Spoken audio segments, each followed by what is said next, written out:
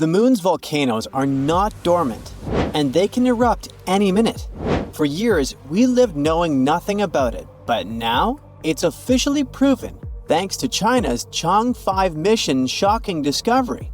The lunar soil samples it brought back to Earth contained something absolutely unexpected, hinting that volcanic eruptions may have occurred on the moon as recently as 123 million years ago.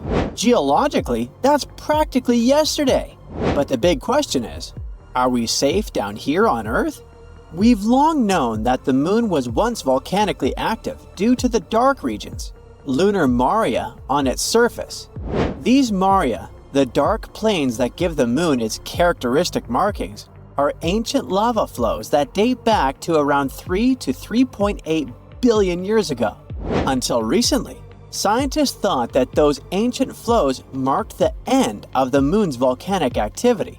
But the Chang'e 5 mission brought back lunar soil that included several microscopic glass beads, and 3 of them in particular revealed an extraordinary story. They formed around 123 million years ago from volcanic eruptions. An uncertainty range is a mere 15 million years. The discovery of those tiny beads is super important because of their composition and rarity. Measuring between 20 to 400 microns, which is smaller than a grain of sand, these beads are volcanic in origin. And this fact sets them apart from most other lunar glass beads, which typically form due to meteor impacts. Impact events on the moon create glass by melting surface rock with incredible heat and pressure. The result is tiny glass beads scattered all over the landscape. Yet, the volcanic beads identified in Chang'e 5's sample were formed by magma erupting from beneath the moon's crust and cooling it into glass as it reached the surface. By using uranium-lead dating, which measures the decay of uranium into lead within the beads, scientists managed to pinpoint their age with striking accuracy. The results suggest that the last known volcanic activity on the moon happened within the past 200 million years, making it a recent event in the moon's long history. This discovery also aligns with prior observations of unusual surface features known as irregular mare patches. Those are smooth mounds surrounded by rocky terrain. They were first spotted by NASA's Lunar Reconnaissance Orbiter in 2014. These patches appear much younger than other lunar features, potentially formed by volcanic eruptions less than 100 million years ago. Before Chang'e 5's glass beads, these irregular mare patches were among the best evidence of recent volcanic activity on the moon. Yet, without confirmation, their origins remain uncertain. And now, the glass beads confirm volcanic action. The findings raise new questions about the moon's inner workings. In particular, how could it retain enough heat to sustain volcanic eruptions? We thought that the moon had cooled significantly after its formation 4.5 billion years ago, which made it volcanically inactive.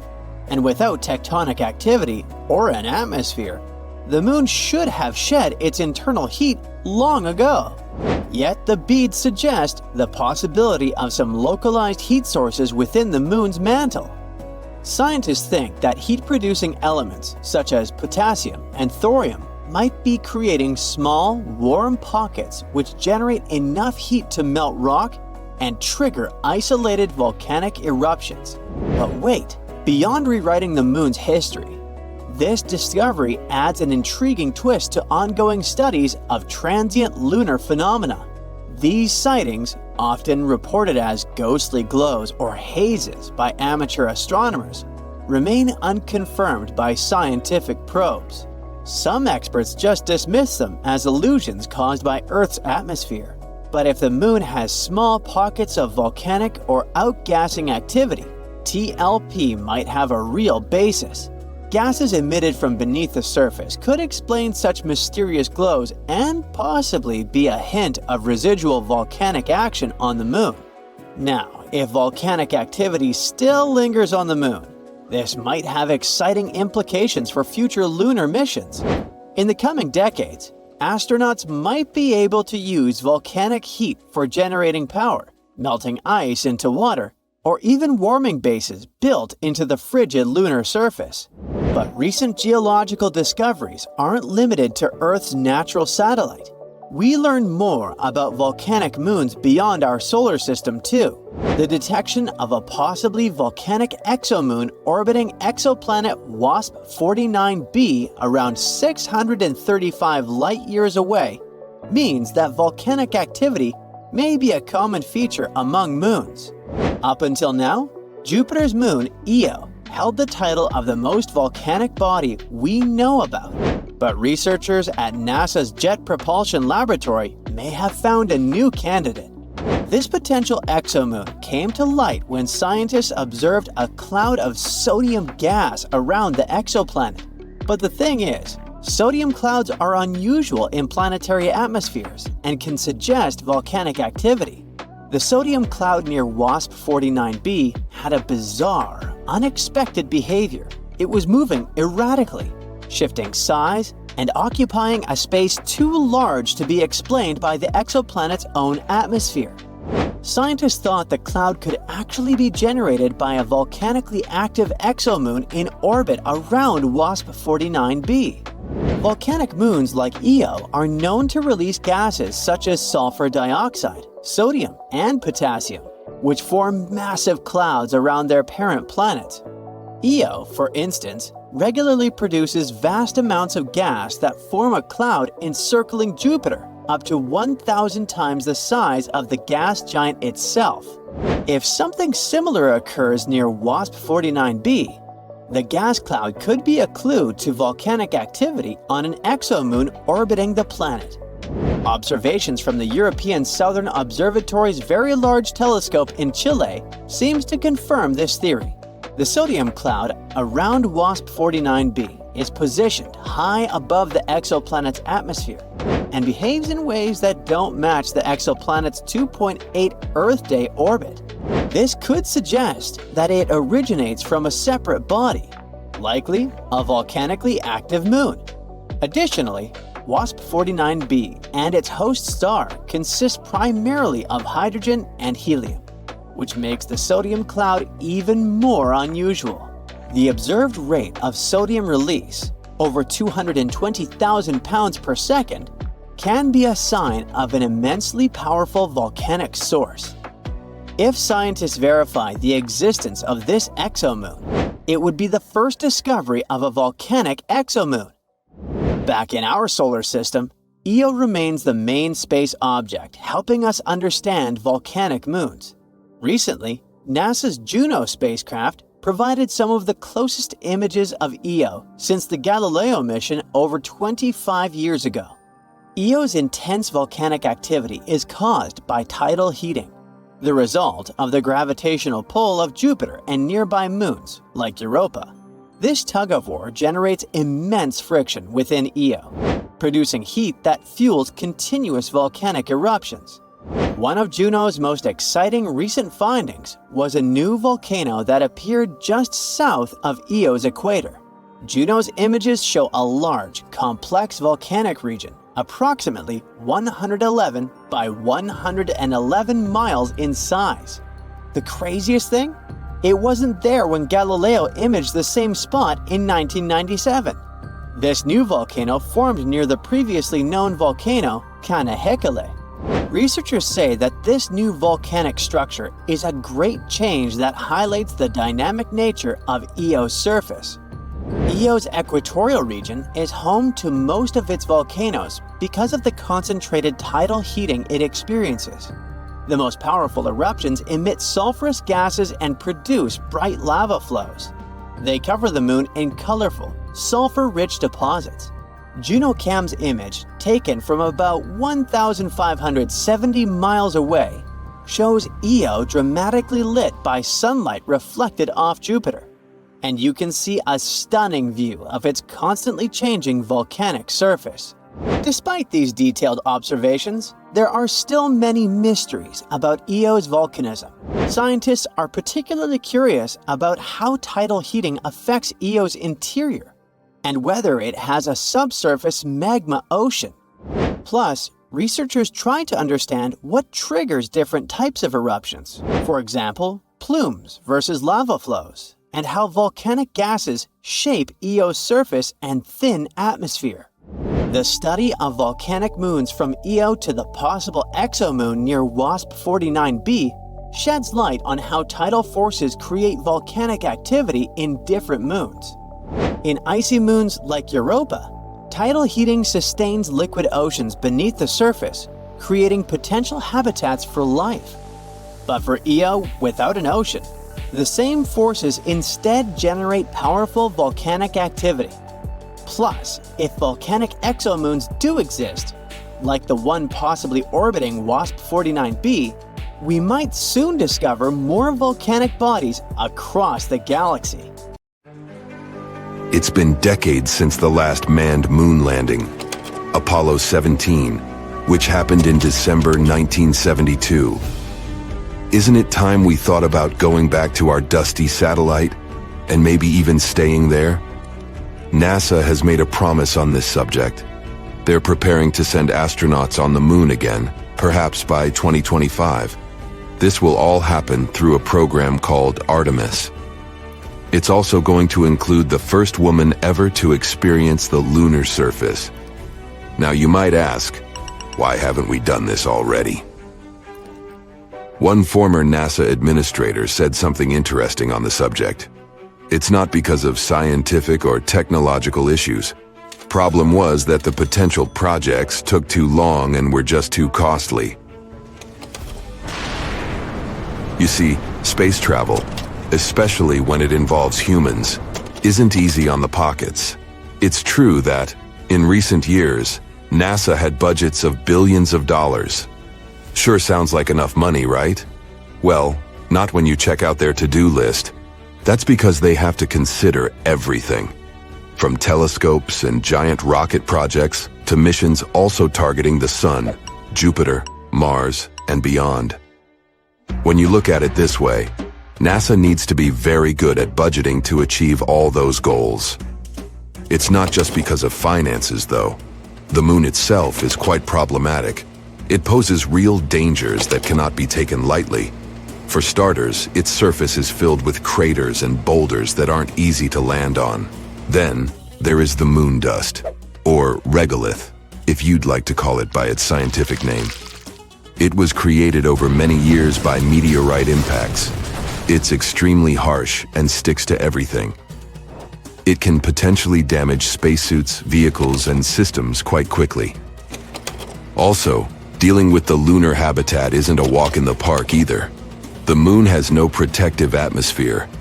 What this means is that for 14 days at a time, the lunar surface is faced with harsh rays from the sun. That period is followed by another 2 weeks of total darkness. All these changes create extreme temperatures, which us humans are not really accustomed to. There are solutions, don't worry. NASA is working on dust and sun-resistant spacesuits and vehicles. They're even developing a system that might supply electricity during those lunar nights.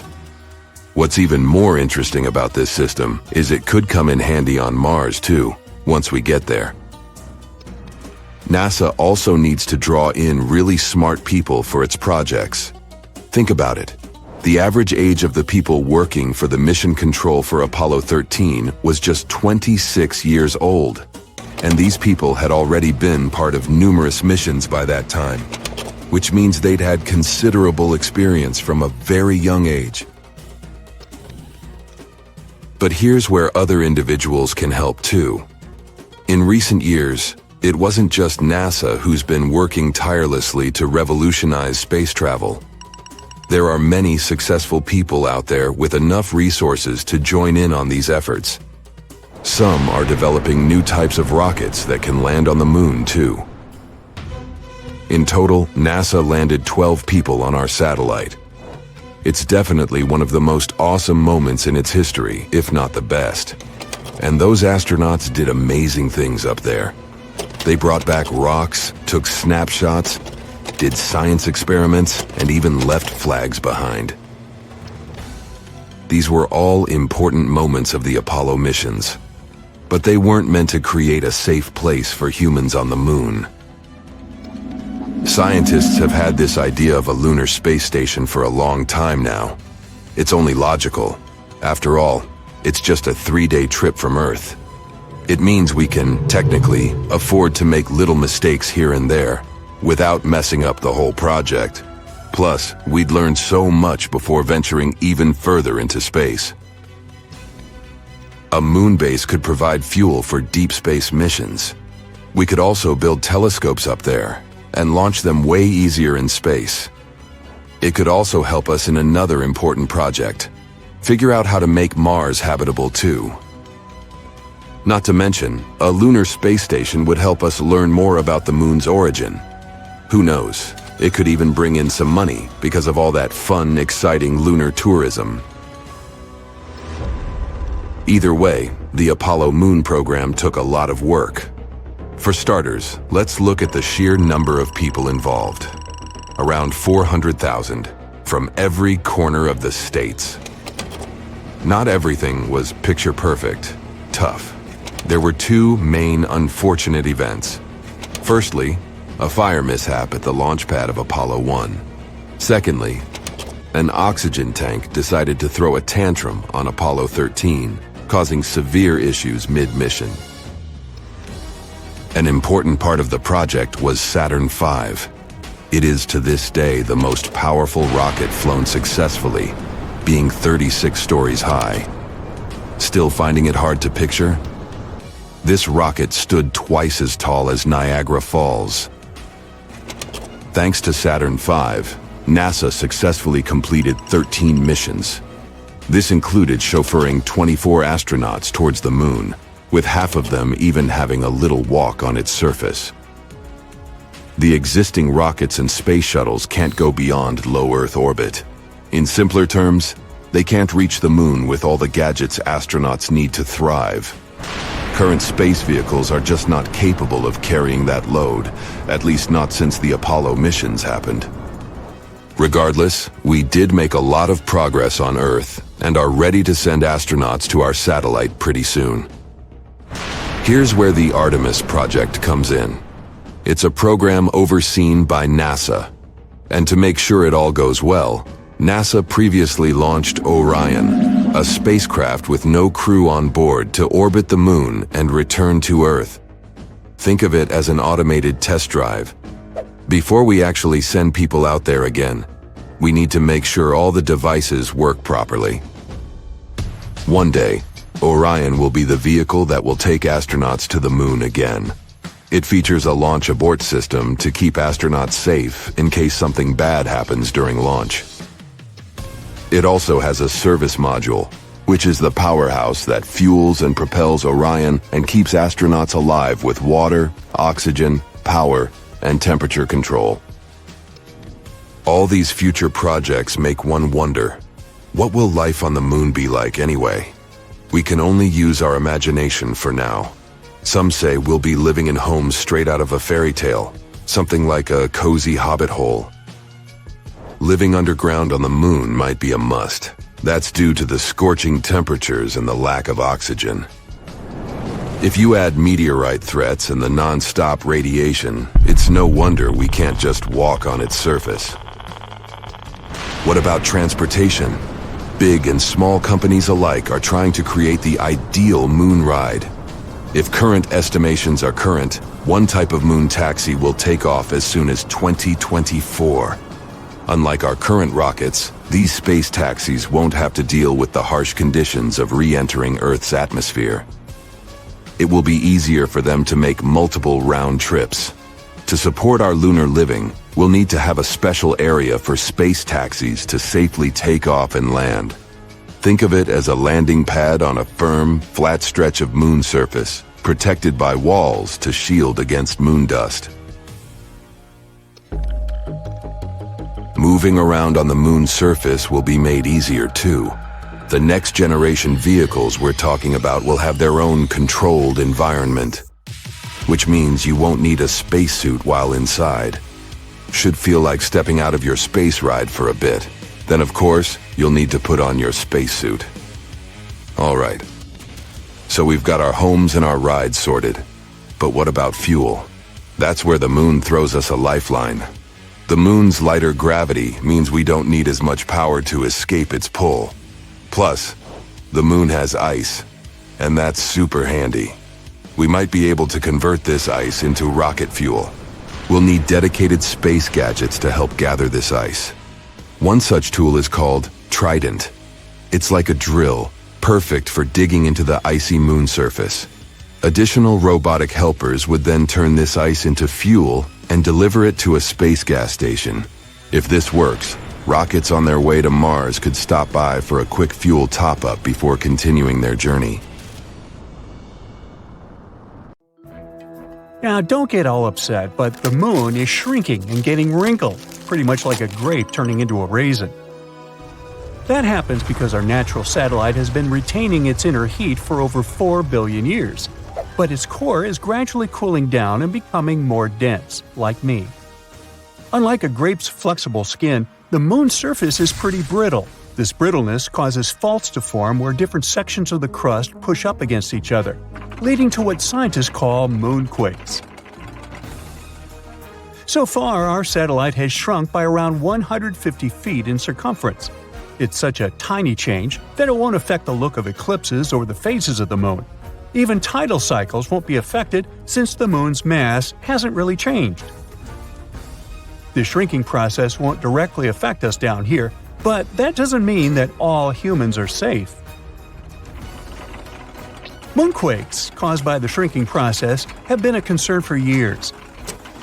During the famous Apollo missions, NASA astronauts left seismometers at different points on the moon.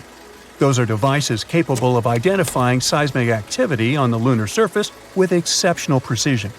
The equipment was operational for several years, and it managed to capture over 12,000 moonquakes, ranging in magnitudes from 2 to 5. Up until 1977, the team was able to identify 4 distinct types of quakes. Some tremors, like those caused by meteorite impacts, were relatively easy to identify. But the cause of the so-called shallow moonquakes remains a mystery to scientists, and that can be an obstacle to future missions on lunar soil.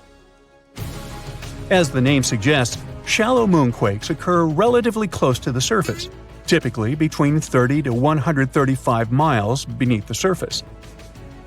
Recent research suggests that these tremors are triggered by the compression of the moon's surface, leading to the formation of thrust faults, where one surface layer is pushed up over another. This study also discovered where the epicenters of the strongest ones were. It all started in the South Pole region, precisely where we want to settle down. Interest in the lunar South Pole peaked in 2023, when India's Chandrayaan mission successfully landed and deployed a rover to explore the area. NASA also has plans for the same spot. And their ambitious goal is to take astronauts there for the very first time. The Artemis 3 mission, scheduled for 2026, currently has 13 potential landing spots at the South Pole, represented by the blue squares here. One of the options is situated within a geological feature called Digurlok Rim 2, which is a strategic area for exploration. It might have ice, because parts of it are completely in the dark, but it's close enough to areas that do have sunlight, which is crucial as a source of power. Now, take a look at the pink dots on that same map. They represent possible epicenters of the strongest moonquakes recorded by the Apollo missions. That means that thrust faults in the area could be relatively young and potentially active, representing a real danger to the Artemis 3 crew. These astronauts will journey to lunar orbit over the course of 30 days, and 2 crew members will descend to the surface, spending about a week at the South Pole. Their moonwalk will be particularly challenging, given the extreme temperatures of these permanently shadowed regions. The presence of moonquakes and possible landslides only adds more danger to this mission, as this phenomenon is far more frightening than earthquakes. The strongest moonquake ever recorded had a magnitude of 5.7. You might think that's not a big deal, considering that countries like Chile, Colombia, and Papua New Guinea experienced earthquakes of similar magnitude in 2023 without significant damage. But the gravitational pull on the Moon is relatively weaker than on Earth, so what feels like a gentle tremor on our planet might be a real ground-shaking event up there. This happens because you're not as firmly connected to the surface of the Moon as you are on Earth, meaning that seismic waves can cause the surface to move more freely. There's also a huge difference in duration. Earthquakes typically last between 10 and 30 seconds, with some lasting up to 2 minutes. A moonquake can persist much longer than that. Our satellite is essentially a solid, rigid, and dry sphere. So when a tremor shakes the Moon's surface, it resonates powerfully without any natural means of dissipation. Moonquakes can last for a good 10 minutes or even longer, with little tremors sticking around for hours afterwards. Now, these new findings about shallow moonquakes won't actually change the potential landing sites for Artemis 3, and they won't affect the duration of the mission either. That's because accurately estimating how often a specific region experiences these tremors is tricky and unpredictable. What scientists do know is that these shallow quakes aren't very common and pose a low risk to short-term missions on the lunar surface. But that situation changes completely if we consider long-term habitation on the Moon, and that could happen sooner than we expect. The Artemis 3 mission represents an important first step towards space colonization. China is also making the first moves to establish a permanent lunar base at the South Pole by 2040. Their strategy involves utilizing 3D printing and brick production from lunar soil for constructing the moon base. That definitely sounds fascinating, but putting together a setup like that comes with a bunch of challenges, including dealing with intense cosmic radiation, the lack of water, and of course, long-lasting moonquakes. Over billions of years, the surface of the Moon has been hit by asteroids and comets, causing bits and pieces to constantly break off from the impacts. Because of this, all the surface material is pretty loosely packed. So, when there are quakes, slopes in the same area can become susceptible to landslides or new faults opening up. Future settlements located too close to these unstable slopes could put everyone living inside these lunar bases at risk. Moon dust adds another layer of complexity because, without erosion or water to smooth it out, it can harden to the point of being as tough as glass. If we really want to understand how dangerous moonquakes might be for people living and working on the Moon in the future, space agencies still need to map out and get new seismic data, and not just from the South Pole, but from the entire satellite. In 2025, the Farside Seismic Sweep Mission, or FSS, plans to deploy 2 of the most high-precision seismometers ever built to the Schrödinger crater, which is located on the dark side of the Moon. Finding out what's happening on the ground there is crucial for understanding the complex lunar structure and its internal dynamics.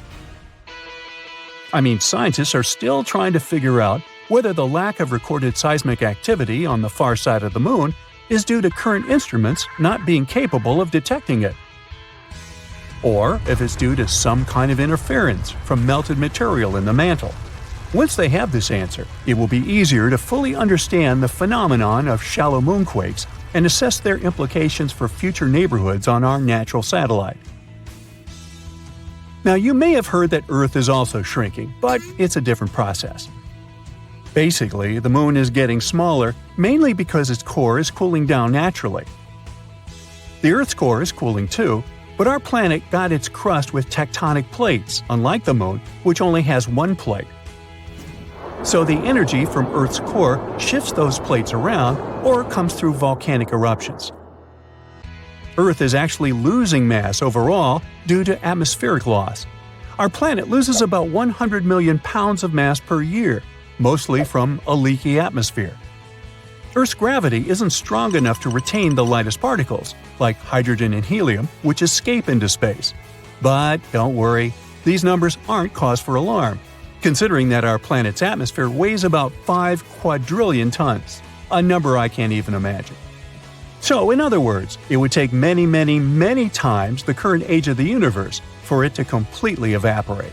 Well, that makes me breathe easier. How about you? there's something happening inside the moon, something that nobody expected.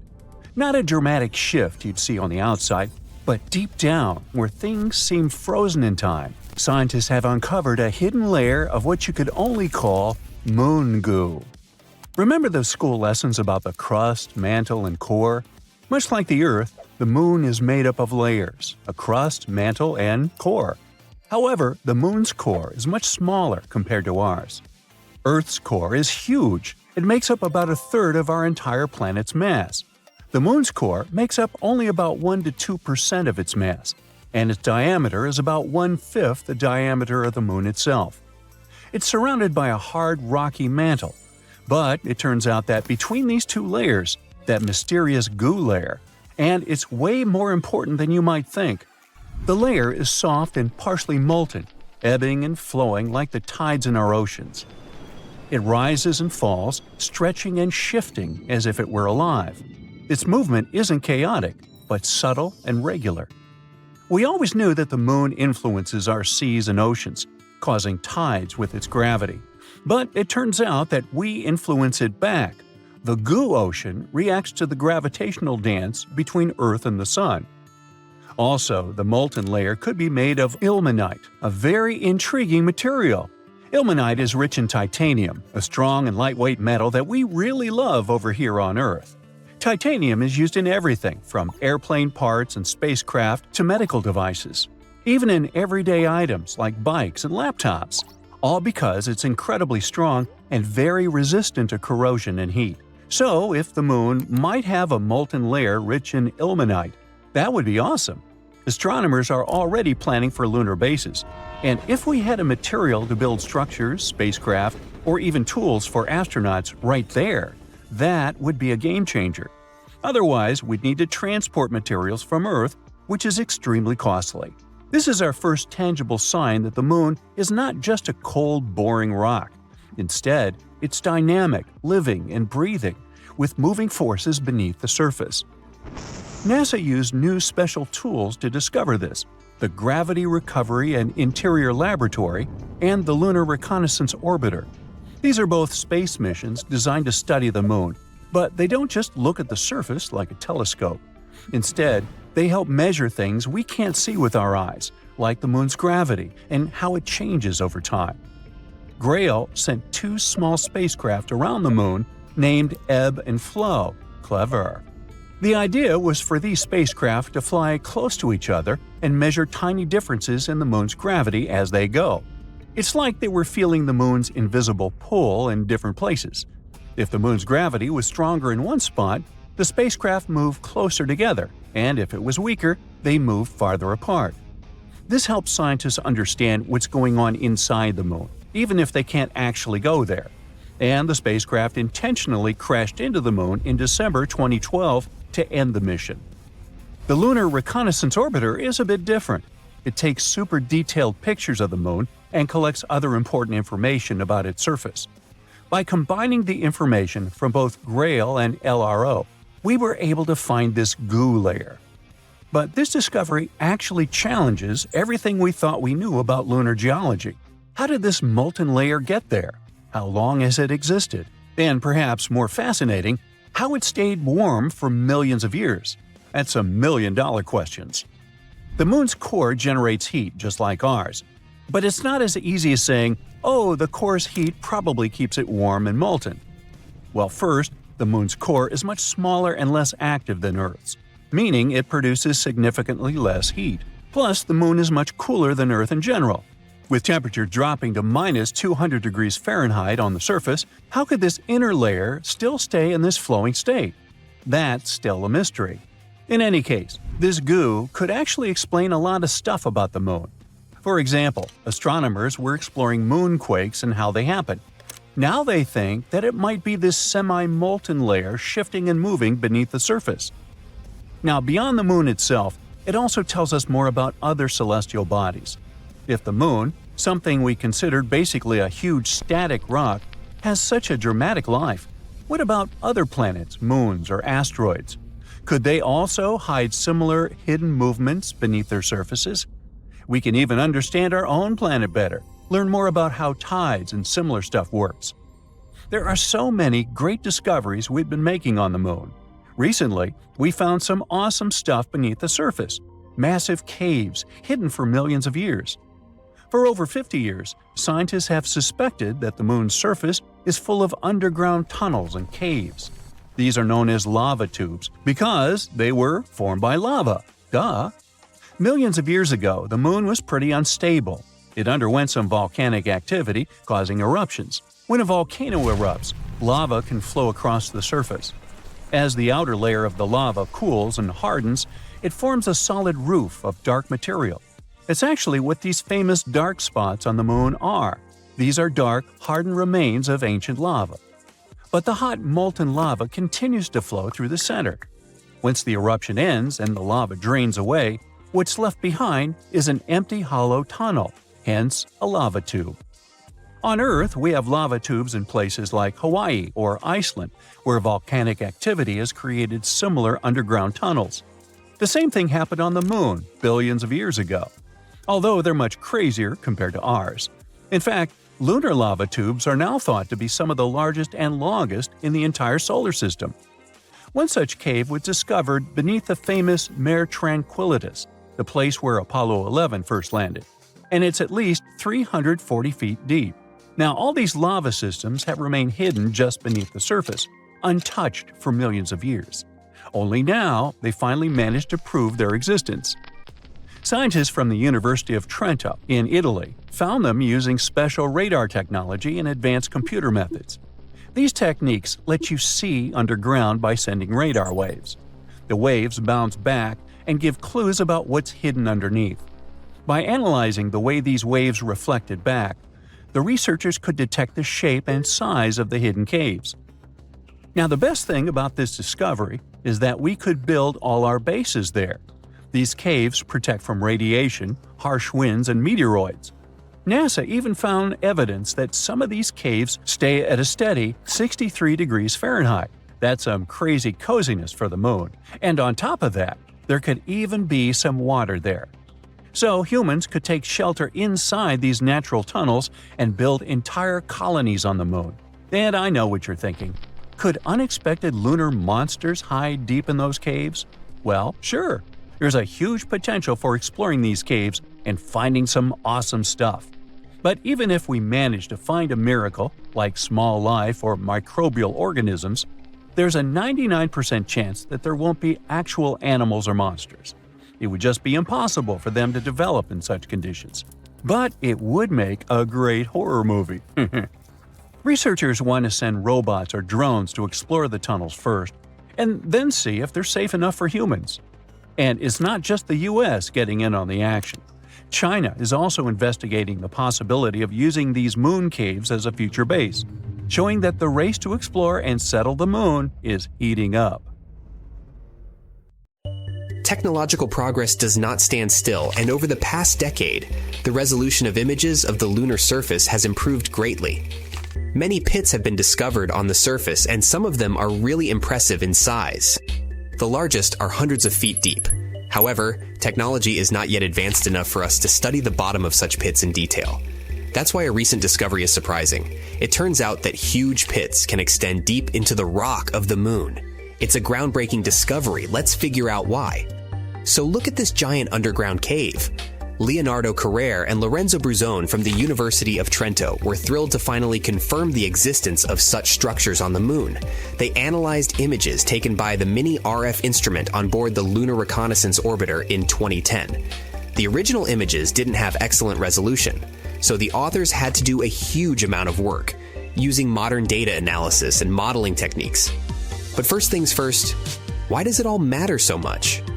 Well, instead of building homes on the surface of the Moon, we might be able to live inside these natural caves.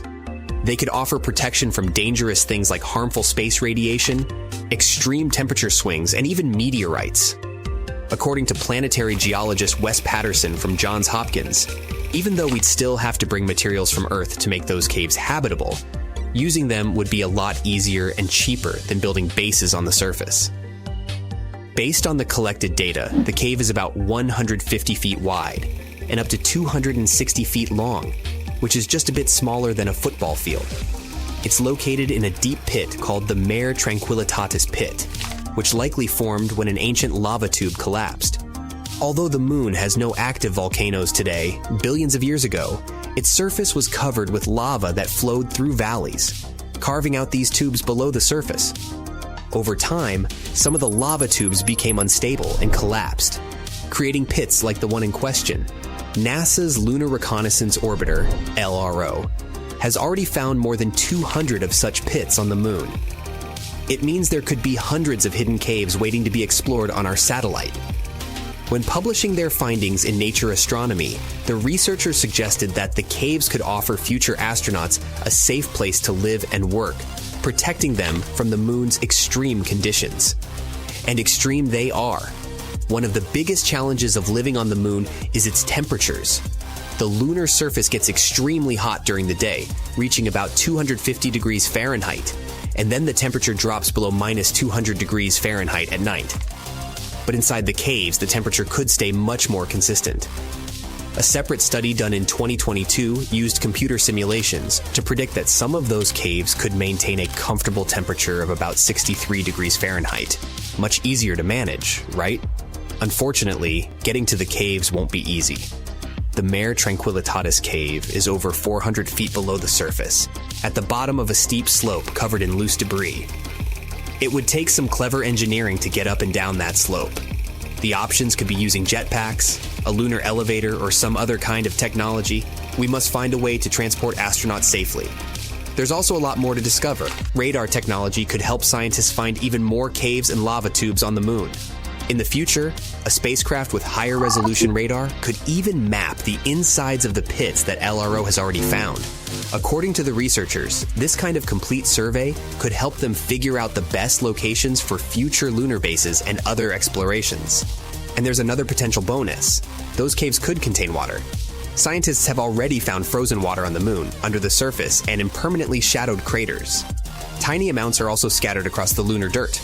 Water is a critical resource for any moon base, and finding it in the caves could make the idea of living there even more realistic. All in all, this discovery could be a game changer for lunar exploration. Living in natural caves on the moon might be a more practical and safer option than building something on the surface. It could also bring us one step closer to making the moon a place where humans can live and work for the long term. Soon we might start constructing loads of stuff on the moon. All because India's moon mission has recently detected sulfur near the moon's south pole. This chemical element can come in extremely handy for creating infrastructure on our satellite. It's the first time this chemical element has been discovered on Earth's natural satellite. This sought-after element is mostly found near Earth's volcanoes. Its appearance on the moon speaks volumes about the satellite's volcanic history and its past atmospheric conditions. The mission's rover detected this chemical element less than a week after touching down around 70 degrees from the moon's south pole on the 23rd of August, 2023. This historic landing on the lunar surface made India the fourth country to safely land a mission on the moon. It's also the first spacecraft to touch down so close to the south pole of our satellite. It's an area of strategic importance because it's believed to be home to deposits of water ice. If it turns out to be true, future missions might be able to harvest it and turn this water ice into drinking water or even rocket fuel.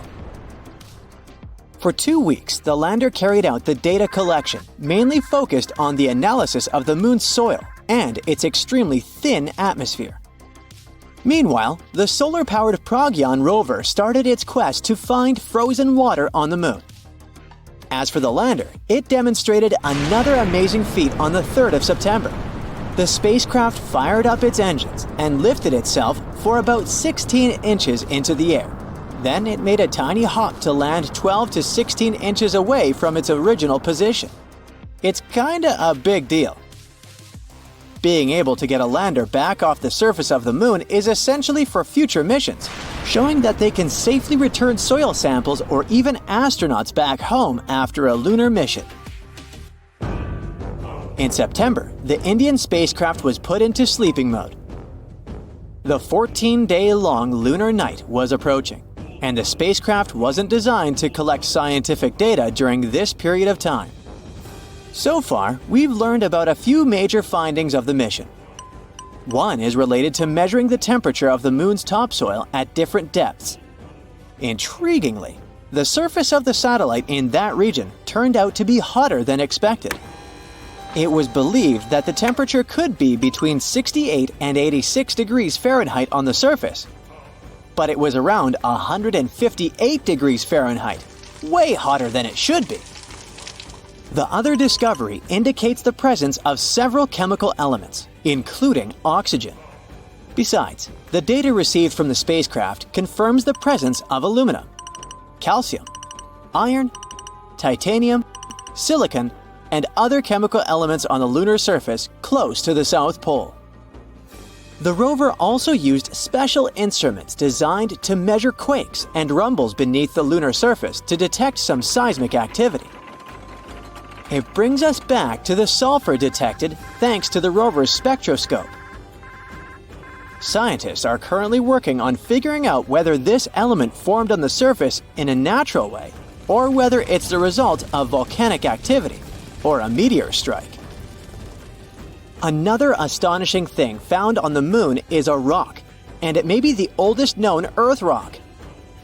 A 0.7-inch wide chip included in a large rock collection brought to our planet by Apollo astronauts might actually be a 4-billion-year-old fragment of Earth. This finding could help us paint a better picture of the intense pounding early Earth got at the dawn of its life. It could go like this. Soon after the rock formed, an asteroid impact might have blasted it from Earth. At that time, our planet's satellite was 3 times closer to Earth than it is today. The collision was so powerful that this chunk of terrestrial rock found its way to the moon. Later, this fragment got engulfed in a lunar breccia, a motley kind of rock. Eventually, the rock was brought back home to Earth by Apollo 14 astronauts. Even though scientists had found meteorites coming from Mars and the moon before, it was the first time a rock from the moon turned out to be a terrestrial meteorite. They also found out that the rock had formed in a water-rich environment at temperatures and pressures corresponding to those at around 12 miles beneath the surface of our planet. In 2019, China's Chang'e 4 mission made history by landing on the far side of the moon. The mission's rover helped researchers visualize structures hidden deep below the surface of the satellite, revealing billions of years of lunar history. The Yutu-2 rover made this discovery with the help of its lunar penetrating radar. It imaged deep into the moon's surface and listened to echoes of sound bouncing back off structures hidden from view under the surface of the moon. It turned out those structures were resting at depths of almost 1,000 feet. The research suggests that the first 130 feet under the surface are made up of layers of dust, soil, and rocks. The instruments also discovered a concealed crater that must have formed after a large object slammed into the moon's surface. Long, long ago, ancient lava was likely to be flowing deep underground. Researchers believe that the broken rocks around the formation might be debris produced by the impact. They also found that the volcanic rock layers were thinner the closer they were to the surface. Such a thickness variation of lava flows might mean a decrease in the number and magnitude of eruptions over time. So, lunar volcanic activity gradually dwindled since the moon's formation around 4.5 billion years ago. On the far side of the moon, there is one of the largest and oldest impact craters in our solar system, the South Pole Aitken Basin. Unfortunately, from Earth, you can only see its outer rim, which looks like a huge chain of mountains. It's a ginormous 8-mile deep dent, stretching for more than 1,500 miles in diameter and covering 1/4 of the moon's surface. Astronomers are sure that this crater appeared when an asteroid collided with the moon around 4 billion years ago. And now, Look at this gigantic chunk of metal the size of 4 states of Connecticut. As for its weight in pounds, it's enough to say that the number contains 18 zeros. This mysterious mass is hidden about 180 miles under the moon's surface, somewhere in the middle of the South Pole Aitken Basin. It was discovered when GRAIL, which stands for NASA's Gravity Recovery and Interior Laboratory mission, gathered data about our natural satellite. When examining this information, scientists noticed that in one place on the moon's surface, there was a weird change in gravity. After researching this phenomenon, they concluded that something mysterious was weighing down the basin floor there. So far, researchers haven't figured out the origin of the bizarre lump, but there are several theories. One of them claims that the finding is a chunk of dense oxide, which appeared when the moon was just taking its shape. At that time, the satellite was still covered with ancient oceans of magma, and the lump could be formed at the final stages of its cooling. However, most scientists support another theory, according to which the puzzling mass is part of the giant asteroid that once created the South Pole Aitken Basin. Since the thing is metallic, it's probably the iron-nickel core of the asteroid. There might be a labyrinth of lava tubes on the moon. Not so long ago, astronomers received the results of underground topography and discovered a massive cave under the surface of Earth's satellite. It could be the result of the lunar volcanic activity that happened more than 3 billion years ago. Streams of lava hardened, creating a thick, hard crust on the outside. But inside, it kept flowing, melting the rock and creating tunnels and caves. Numerous small pits in the moon's surface discovered by NASA seem to be the openings to such lava tubes. If this theory is confirmed, the underground tunnels might serve not only as a convenient location for human-crewed space missions, but also as much-needed water sources for astronauts. There are a few theories about how the moon appeared in the sky, and recently a new idea has popped up. But before we discuss this newcomer, let's look at the most popular hypotheses of the moon's formation. The capture theory claims that Earth's natural satellite used to be a wandering body, something like a large asteroid. It had formed somewhere else in the solar system before it was captured by our planet's gravity when passing nearby. The accretion hypothesis suggests that the moon formed in orbit around Earth at the same time as our planet appeared in the darkness of the cosmos. Then, there's the fission theory that says that at one point in its development, Earth was spinning so fast that some of its material broke away and started to orbit the planet. And the giant impact theory, which is the most popular these days, claims that the moon formed during a collision between Earth and another hypothetical planet called Theia, which was way smaller, probably the size of Mars. The resulting debris collected in an orbit around Earth and formed the moon. And now, let's move to the new theory you've been patiently waiting for. According to it, our satellite might have formed immediately, in a matter of hours, after the collision between Earth and Theia. The material from the two planets was likely launched directly into Earth's orbit right after the impact. It formed the moon and left traces deep inside Earth. In previous scenarios, Theia's remains were thought to have been scattered all over space, mixing with just a bit of the material coming from our own planet. But then, why do we see such shocking similarities between the moon's and Earth's compositions? Could it be that Theia was isotonically and chemically similar to Earth? Unlikely. But according to the new theory, more material from Earth was used to create the moon, its outer layers in particular.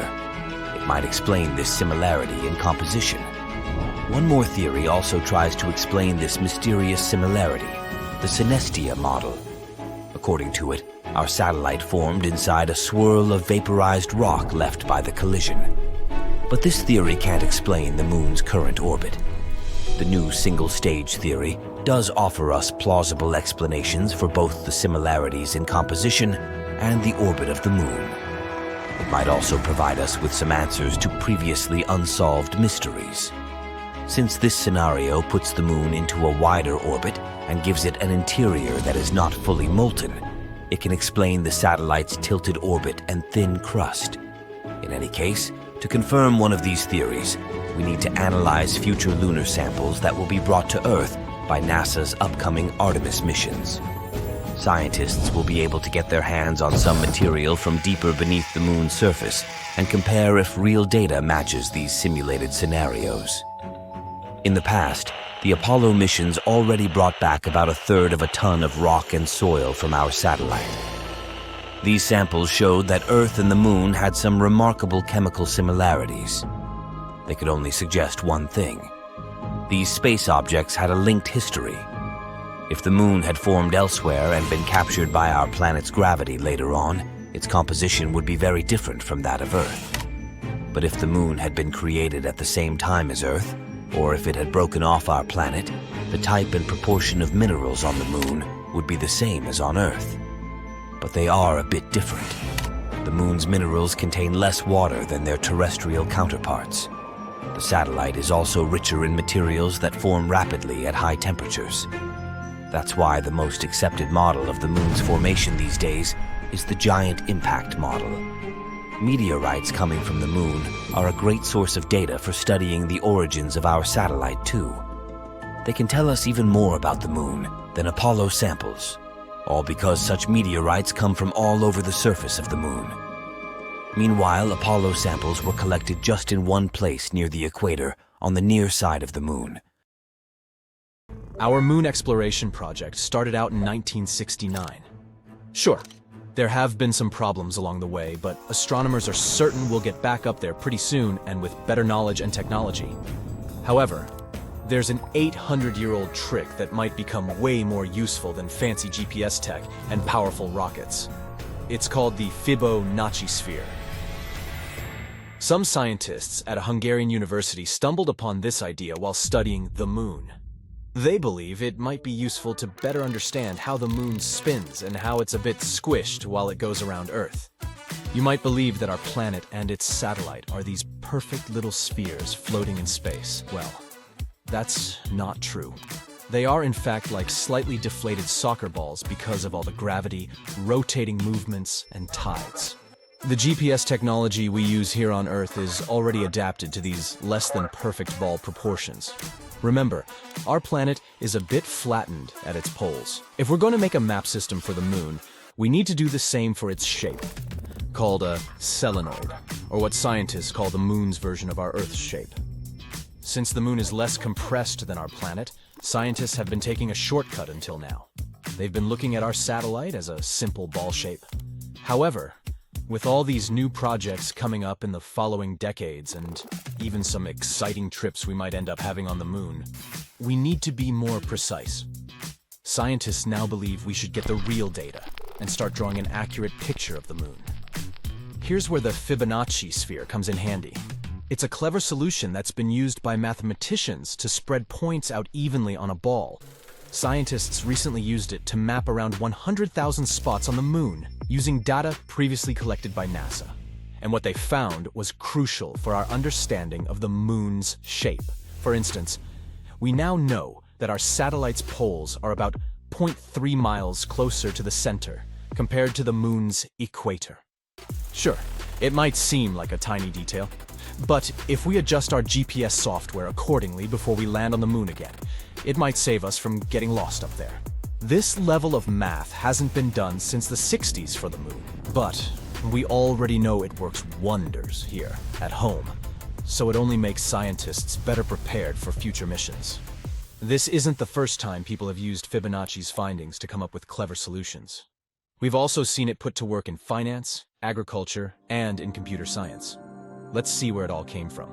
Legend has it that the Italian mathematician Fibonacci wasn't really that interested in mathematical sequences at first, but rather in rabbits? So, he came up with this interesting puzzle. What happens if you place a pair of rabbits in a certain space for a year? He also set some theoretical rules. For starters, all those bunnies come in boy-girl pairs, and they can start reproducing after just a month. Each month, each bunny pair adds one more pair of bunny offspring. The last rule was that all bunnies would be invincible for the year. Doing the math, he got this series of numbers. 1, 1, 2, 3, 5. 8, and so on. If you look at this series again, you'll notice that every number is the sum of the two before it. The first two, that's your starting bunny pair. Next, you'll see the number 2, which is the first pair and their first offspring pair. Word caught on about this interesting sequence, and math lovers began studying it more closely. They started seeing this pattern very often in nature, like in how leaves grow on a plant or how seeds arrange on sunflowers. There's even a little experiment you can do to check it out. Start by grabbing some paper and a pen. Try drawing the Fibonacci spiral. Start with a tiny circle, then go bigger and bigger using those Fibonacci numbers. The first circle should just be a tiny dot on the paper, or the equivalent of 0. Next circle, 1 unit. Another circle, still 1 unit. Keep it going and you'll see that the circles form this spiral pattern. Even as it continues to grow, it keeps its shape. You might have also stumbled upon the Fibonacci spiral as a symbol of hypnosis. In all fairness, there's little evidence you can confuse someone by making them stare into a spiral for a while. But its effects on our focus and our optic nerves can't be ignored. After you've stared at a spinning spiral, you might see how objects get smaller or bigger depending on the direction of the swirl. It's easy to understand why some experience this sensation as hypnotizing. This interesting series of numbers appears in our day-to-day lives, even if we don't notice it. It can also be used in more practical instances, like converting miles to kilometers. Let's look at the series 1, 2, 3, 5, 8, 13. Pick any two numbers side by side. Say 13 and 21. Do the calculations and you'll notice that 13 miles is about 21 kilometers. Same with 34 and 55. Music and math might not seem like they're connected. But if you had asked the great Mozart, he probably wouldn't have agreed. It seems he was very passionate about numbers from early on in his career. He loved finding cool number patterns in music, like some sort of hidden messages. His own sister even remembered him doodling math all the time, even on the sides of his music sheets. Some scholars believe he might have even played around with the Fibonacci numbers. If that's really the case, then he might have used the ration to balance out parts of his tunes. What about other types of art? Well, it's also said that Leonardo da Vinci used the golden ratio in his masterpieces, like the Vitruvian Man and the Mona Lisa. Also, when it comes to great pieces of architecture, the Parthenon might have used this pattern too. Anytime you see buildings with columns spaced just right, you can be certain that's where the builders drew inspiration from. The Great Pyramid of Giza is another great example. There's no official record to prove it, but the pyramid's shape is so close to the golden ratio that it's kind of obvious. You'll also see this pattern appearing naturally in our environment. Go out in our garden and check to see if you have any pine cones lying around. See those scales? They're set up in a pattern according to the Fibonacci sphere. Even the bones in our body seem to be growing based on the same proportions. We've got one torso, one head, and one heart. Then there's stuff that comes in pairs. Our arms, legs, eyes, and ears, for instance. For the number 3, think about the composition of our limbs and the 3 main sections in our hand. The wrist part, the middle palm part, and our fingers, which are also split into 3, by the way. Oh, speaking of fingers, their bone lengths have this ratio too. This design helps our fingers move smoothly, especially when grabbing objects. The Fibonacci sequence can be seen in the way ocean waves curve, and how rivers split and flow too. Weather patterns can also follow this rule. Some whirlpools and hurricanes form and spread out in the same way the Fibonacci spiral does. Zoom out, and you'll see that spirals aren't just found here on Earth. They're also everywhere in space, and it isn't random. Most galaxies, including our Milky Way, are spirals. Think of it like this. Generally, stars in a young galaxy don't all appear at once. Some are faster when developing, others take their time. This makes gravity pull in different ways, making the young galaxy spin like a disk. As it spins, different levels of gravity stretch it into getting these spiral arms. On the flip side, if all the stars in a young galaxy appear at the same time, gravity just smushes it all into an egg shape, or what the astronomers call elliptical. Okay, I officially give up on the hope that the moon is made of cheese after all. Wow, not even Gouda. The shiny lunar ball, or a curved banana, or half of a coin, depending on what phase it's in, has different layers inside, just like Earth. One of these layers is called the inner core. About 20 years ago, scientists were observing how the moon rotates. Using that data, they concluded that it had a fluid outer core. But the inner core was hard to study, so they didn't know if it was solid like a rock or molten like a hot liquid. But things are clearer now. Astronomers have collected data from different missions, including the Apollo missions, where astronauts went to the moon and gathered information themselves. Plus, they've used a special technique called seismic data. This method is all about studying how sound waves move through things. Take earthquakes on our planet as an example. When an earthquake happens, it creates waves that travel through the ground. Scientists can detect and analyze these waves to learn more about Earth's interior. The same idea can apply to other objects in our solar system, or planets, or, in this case, the moon. When quakes or moonquakes happen, they generate sound waves, and by carefully listening to and studying these waves, scientists can create a detailed map of what's inside the object. They can figure out things like different layers, what they're made of, and how they're arranged. To check the moon's deep interior, scientists also use something called laser ranging. This method measures the distance between the surface of the Earth and the moon very precisely. And ta-da! Our natural satellite's inner core is a dense, solid ball made of iron, just like Earth's. It's about 310 miles wide, which is nearly 15% the size of the entire moon. Researchers also have stumbled upon evidence that supports the theory that the layer between the moon's surface and its core, called the mantle, has been moving around as the moon evolved over time. This movement is something we call lunar mantle overturn, and it could explain why we find elements rich in iron on the lunar surface. Mantle material ends up being carried upward, and the volcanic rock remains in the moon's crust. Some of the materials in this rock were too dense, like me, so they just sank back through the lighter crust material all the way to the core mantle boundary. It's like a cycle where the moon's mantle material goes up during volcanic activity, carries iron-rich elements to the surface, and then sinks back down. There's another mystery scientists have been trying to solve. What caused the moon's magnetic field to weaken and nearly disappear over time? It seems that now that we know about the iron core and the global mantle overturn, we might get some more answers about the moon's magnetic field. Knowing what the inner core is like can help us better understand the moon's history as well as the history of our entire solar system. Now, one of the theories that's widely accepted about the origin of the moon says there was a massive collision between Earth, in its early stages, and another mysterious object in our solar system. It's called the Large Impact Theory, and this collision was so strong it ripped off a big chunk of the primitive molten Earth.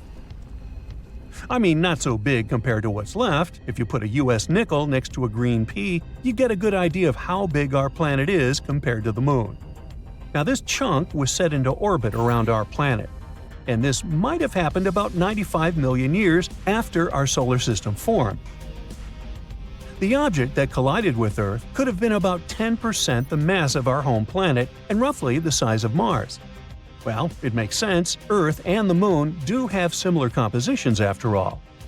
Of course, there are other ideas about how the Moon formed. One says that the gravitational force of our planet captured it. This means that the Moon was just an object innocently passing by when suddenly it got attracted and pulled into Earth's orbit. There's even a hypothesis that Earth stole the Moon from Venus. Ooh. In that case, the Moon shouldn't complain. I guess the view is way better here. So yeah, the Moon and Earth are similar when it comes to rocks and some minerals. But the Moon doesn't have the same atmosphere as our planet. Its atmosphere is thin and consists of some weird gases that include potassium and sodium, which is not something you can find in the atmosphere of Mars, Venus, or Earth. And the rocks on the Moon don't contain water, but that doesn't mean there's no water at all up there.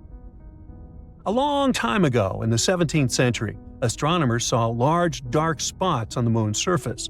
One of these astronomers thought these spots looked like oceans, and he called them maria, which means seas in Latin. Other astronomers also made maps of the moon, and they used the term Maria to describe these dark spots.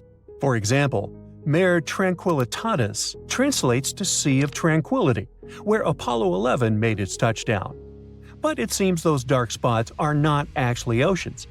They are plains made of hardened lava that erupted long ago. These volcanic eruptions left behind smooth flat areas called basalt plains. In the late 1800s, one sky watcher studied the moon and found it didn't have an atmosphere. Without an atmosphere, there are no clouds and no air to keep water from evaporating.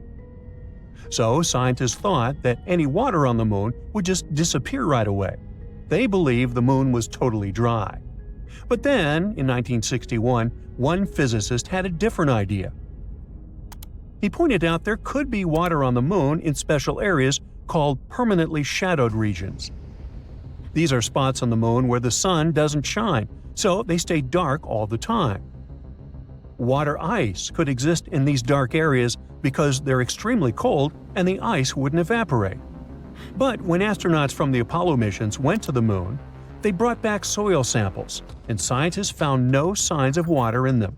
So everyone went back to thinking that the moon was completely dry. In the 90s, NASA focused on these shadowed craters and found high concentrations of hydrogen, which meant there could be ice at the moon's poles. They still weren't certain, so they kept digging and, after a while, found hydrogen trapped inside tiny beads of volcanic glass. Since there are no active volcanoes on the moon today, which means water probably was present on the moon when these volcanoes erupted long ago. Plus, there could be way more water back in the early days of our moon. In 2020, NASA's SOFIA mission showed us what we'd been looking for a really long time. There is water on the moon after all. It turns out the water is hidden within the grains of lunar dust or sticking to the surface in the sunlit areas of the moon. So there are no oceans like we have on Earth, but at least there's something.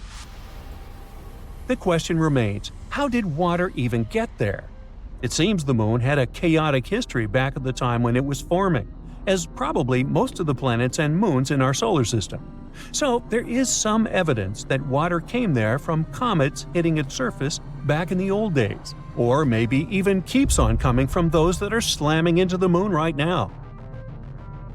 We're talking about a chaotic situation where icy micrometeorites collide with the moon's surface, and dust then makes an even bigger mess when interacting with the solar wind. But we're waiting to find out more about this. Because, as we all know, when you mention water, you also inevitably talk about life. That's why we want to know more, for instance, about all that ice hidden in polar craters on the moon. Maybe it can teach us more about how life developed on Earth. Maybe comets brought all the necessary elements here. Then, what if there are some of those elements stuck in the ice on the moon, too?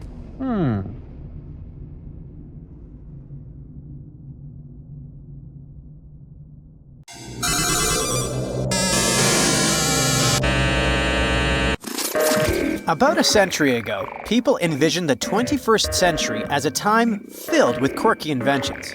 They weren't far off the mark. We're now one step closer to establishing an actual settlement on the moon. Before we can create a new home up, we need to find a way to stay connected, beyond just transportation and shipping. Being able to send a simple text, even something as casual as, "Hey, how are you?" is essential.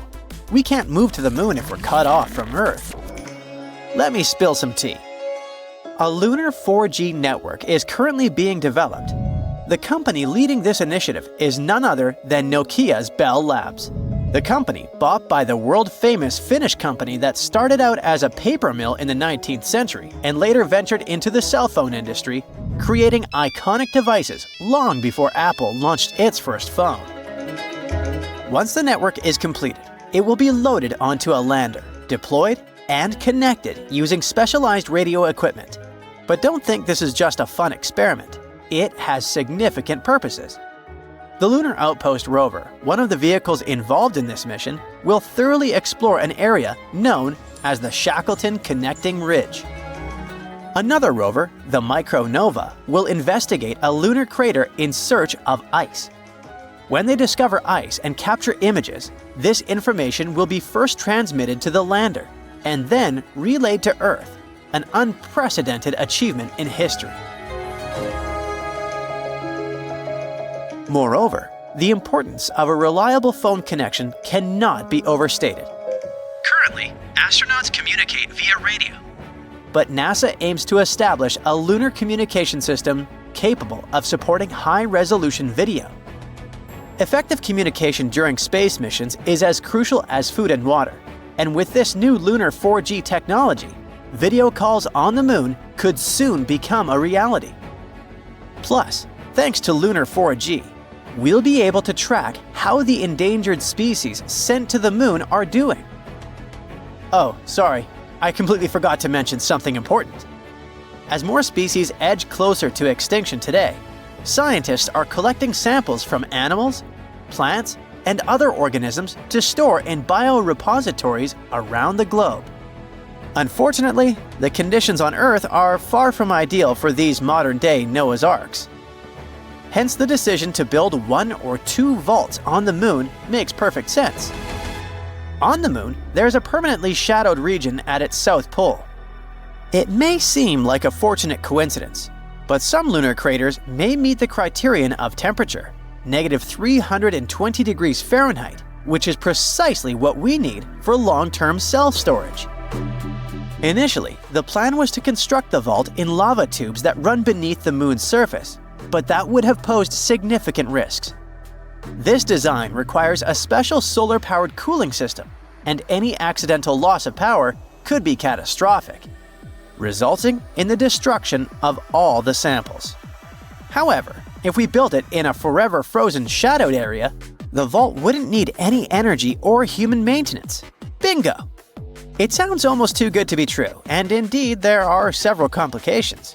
For instance, dust is an omnipresent issue on the moon, infiltrating everything. If the storage requires seals, a dust mitigation system must be developed, which has not yet been created. So for now, it remains a theoretical concept rather than a practical solution.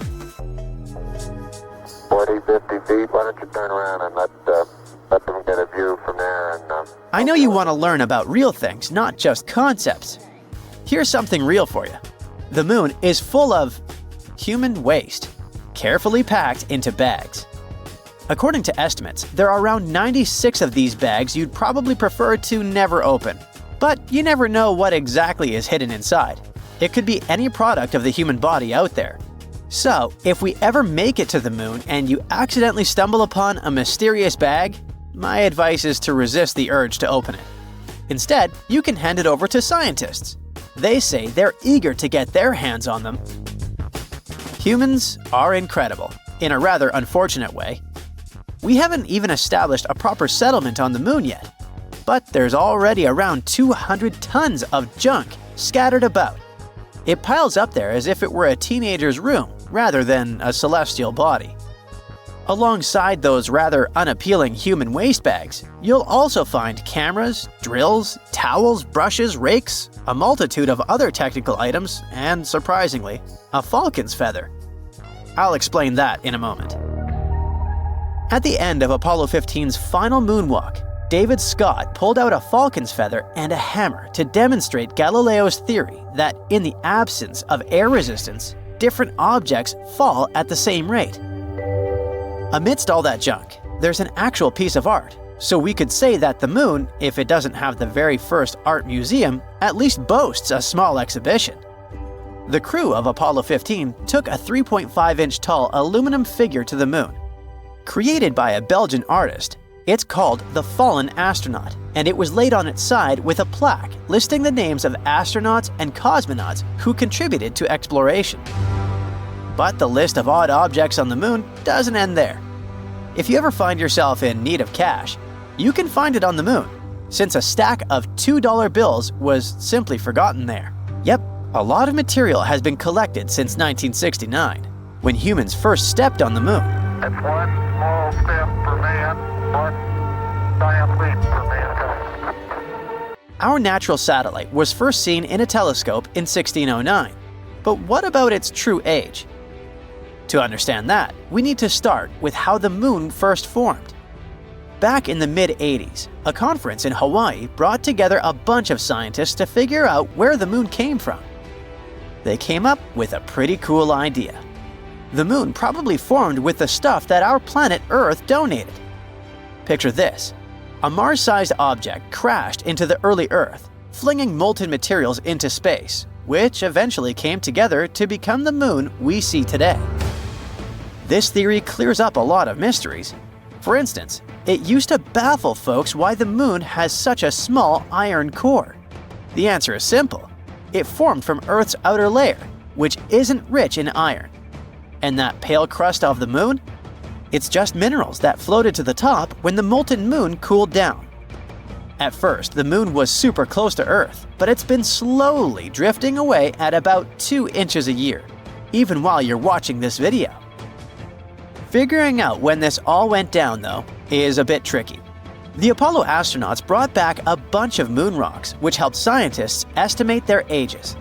The oldest ones are around 4.35 billion years old, which is about 200 million years after the solar system kicked off.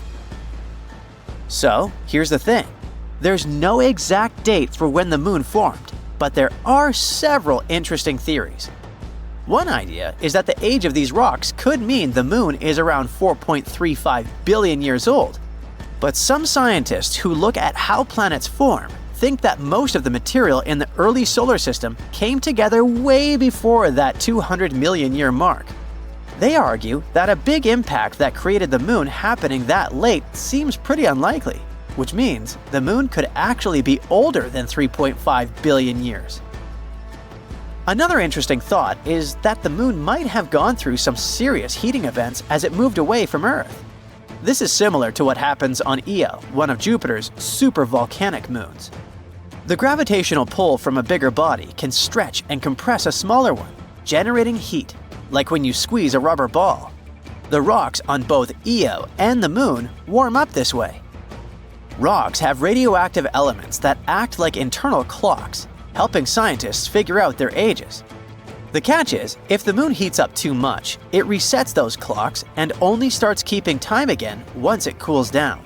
So those rocks that are about 4.35 billion years old might not actually mark the moon's birthday. They could just indicate a time of tidal heating.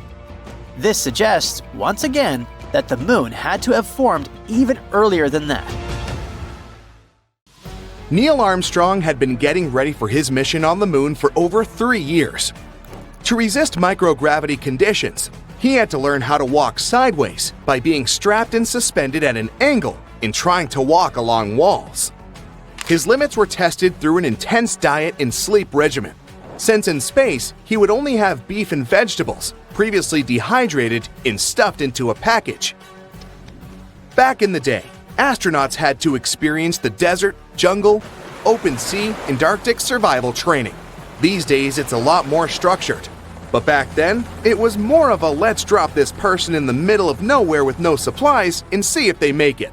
Before landing on the moon, he had to gather and study rock samples in the Grand Canyon, explore ancient volcano formations in the Nevada National Security Site, and look into gas and lava vents, lava lakes, and pit craters in various locations in Hawaii.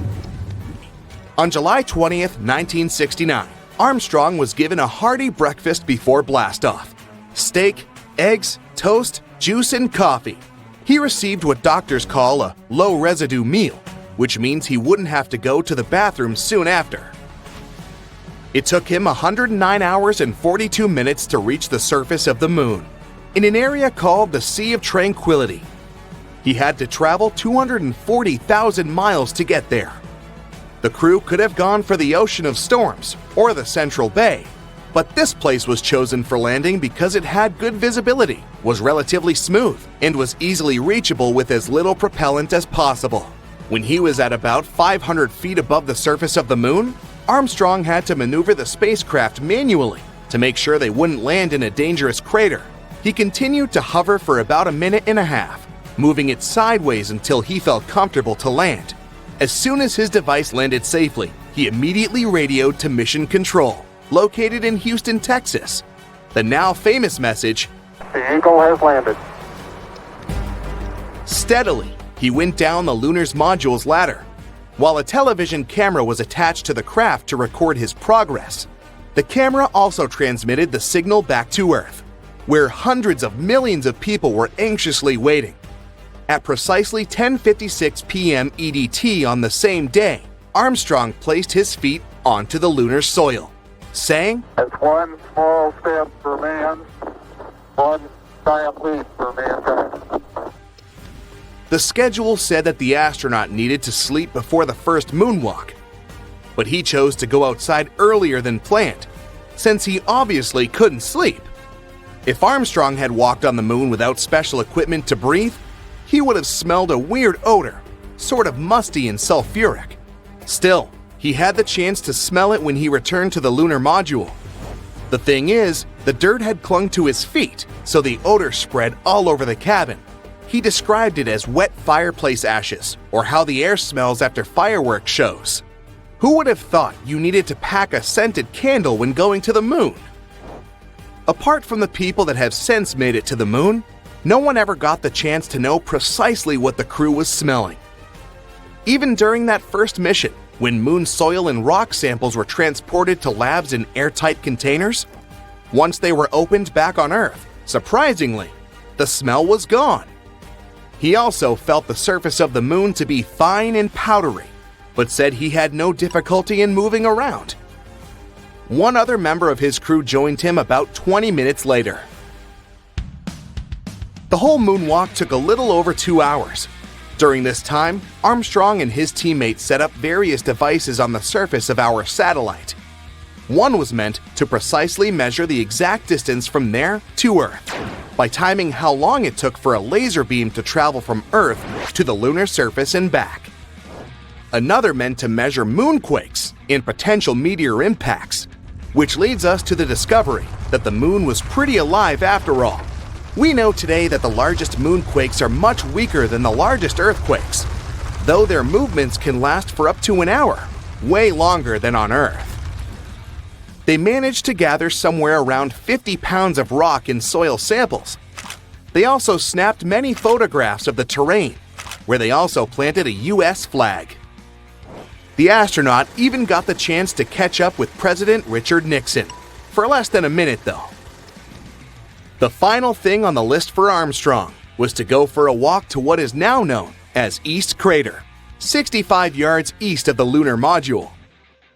It was the greatest distance traveled from the spacecraft on that specific mission, approximately the length of half a football field. As soon as his tasks were done, Armstrong went back into the lunar module and safely closed the hatch to get some sleep.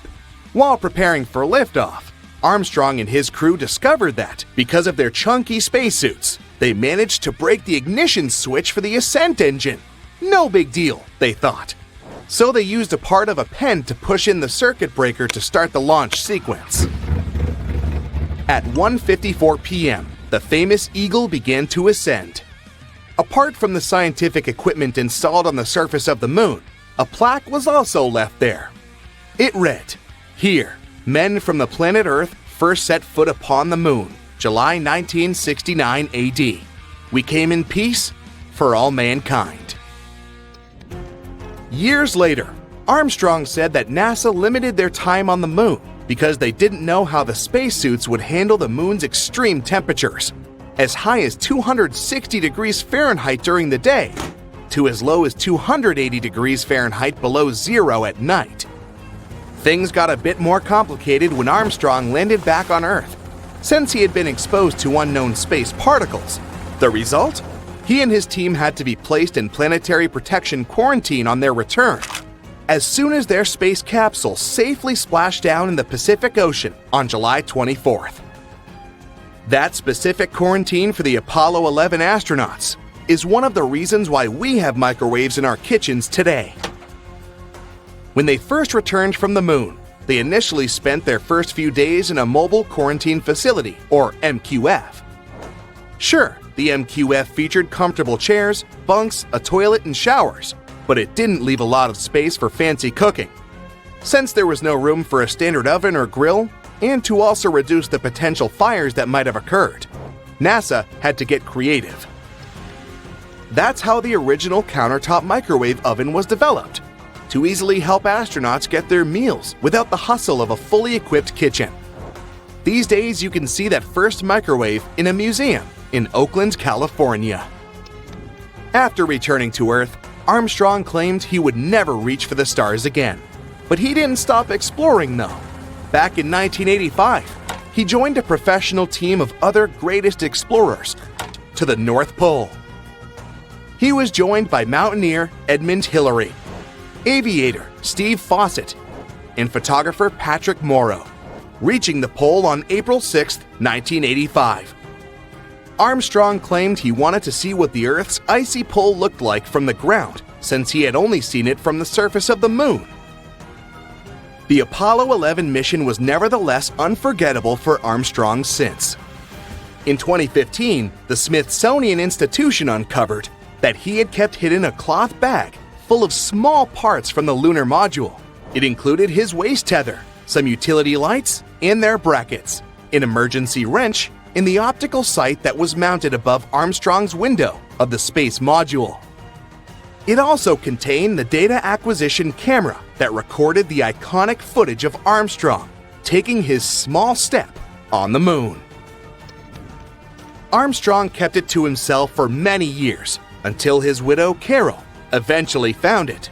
He even kept it a secret from his official biographer, who had many times asked if he had kept any memorabilia from his famous mission. He didn't sneak those objects back on Earth, though. He just mentioned it to be a bunch of trash he wanted to bring back. Time can stretch or shrink depending on where you are. Climb to the top of an extremely high mountain, and time will pass a teeny tiny bit faster than if you were down in a valley. That's all because of gravity and how it affects time. We hardly notice it in our everyday life, but for scientists and space agencies preparing to send people to the moon, these minuscule differences in time really do matter. We'll get to answer the why question a bit later. Right now, a new space race is underway. Many countries want to establish long-term bases on the moon. With humans up there, things like reliable timekeeping become crucial. The thing is, the moon doesn't operate on Earth's time. A day on the moon runs slightly faster than a day on Earth. The difference is about 56 microseconds, and it seems insignificant. But over time, even such a difference can add up, creating bigger issues. So, to keep lunar missions running smoothly and prevent things from drifting out of sync, NASA and scientists around the world are now dealing with a tricky challenge: creating an entirely new lunar timescale. NASA is supposed to start using it by 2026. It's the same year they hope to send astronauts back to the moon for the first time in 50 years. But this new timescale is not just a moon time zone.